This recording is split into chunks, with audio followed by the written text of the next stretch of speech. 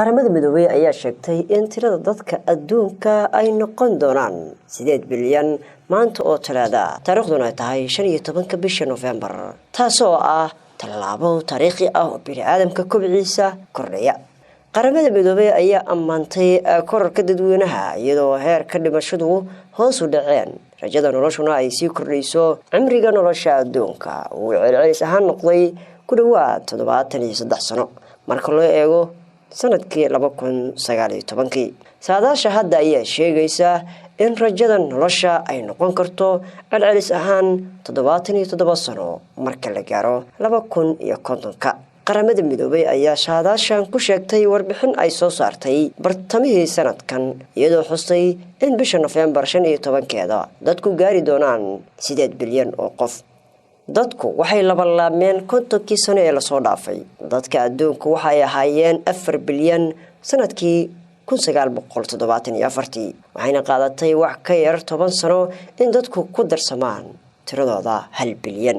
wadamada dakhligoodu hooseeya ama loo yaqaan darajada saddexaad ayaa ka qayb qaatay in tirada ugu badan ay gaadho 8 bilyan sida saraakiisha qaramada midoobay ay sheegeen. afrika iyo aasiya ayaa kaalinta hore kaga jira kobaca ugu badan ee dadka halka dadka yurub ay ku socdaan hoos u dhac.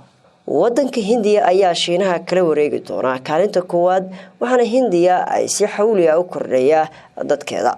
waxa ay kaalinta koowaad noqon doontaa sanadka 2023 bartamihiisa. shiinaha ayaa la saadaalinayaa in ay hoos u dhici doonaan dadka ku nool dhowrka sano ee soo socda.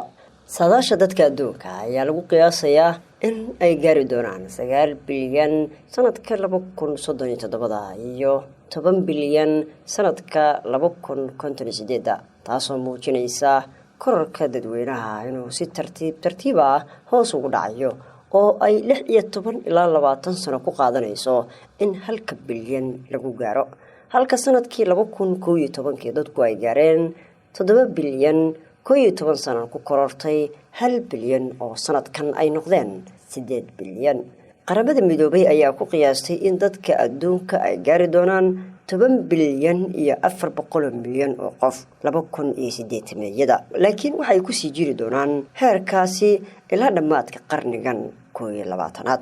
wadamada kaalimaha hore kaga jira tirada dadka ugu badan adduunka waa shiinaha, hindiya iyo mareykanka.